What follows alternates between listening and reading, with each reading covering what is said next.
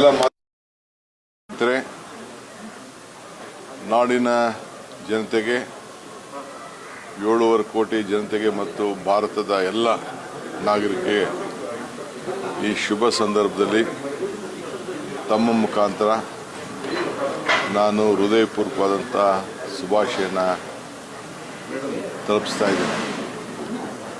ಈ ದೇಶದ ಐಕ್ಯತೆ, ಸಮಗ್ರತೆ, ಶಾಂತಿಗೋಸ್ಕರ ನಮಗೆ ದುಡಿದಂಥ ಎಲ್ಲ ರಾಷ್ಟ್ರೀಯ ನಾಯಕರ ತ್ಯಾಗ ಬಲಿದಾನವನ್ನು ನಾವೆಲ್ಲ ಸ್ಮರಿಸಿಕೊಂಡು ಇವತ್ತು ಅವರು ಕೊಟ್ಟಂಥ ಪ್ರಜಾಪ್ರಭುತ್ವದ ವ್ಯವಸ್ಥೆ, ಸ್ವಾತಂತ್ರ್ಯ ಇವೆಲ್ಲ ಕೂಡ ಅಳವಡಿಸ್ಕೊಂಡು ನಾವೆಲ್ಲ ಬದುಕ್ತಾ ಇದ್ದೇವೆ.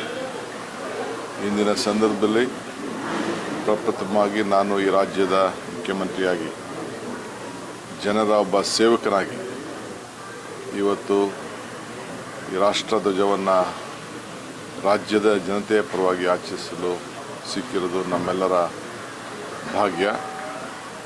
ಮುಂದಿನ ದಿನಗಳಲ್ಲಿ ಈ ಎಲ್ಲ ಜನಾಂಗವನ್ನು ಕೂಡ ಒಟ್ಟಿಗೆ ತೆಗೆದುಕೊಂಡೋಗಿ ಈ ರಾಜ್ಯದಲ್ಲಿ ಶಾಂತಿ, ನೆಮ್ಮದಿ, ಸಹಬಾಳ್ವೆಯನ್ನು ಕಾಪಾಡಿಕೊಳ್ಳಿಕ್ಕೆ ಎಲ್ಲ ಥರದ ಪ್ರಯತ್ನ ಮಾಡ್ತಾ ಇದ್ದೇನೆ.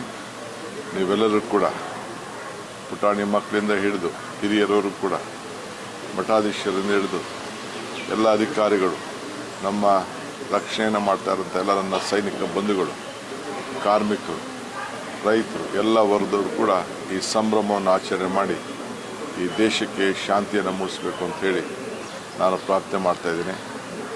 ಜೈ ಹಿಂದ್, ಜೈ ಕರ್ನಾಟಕ.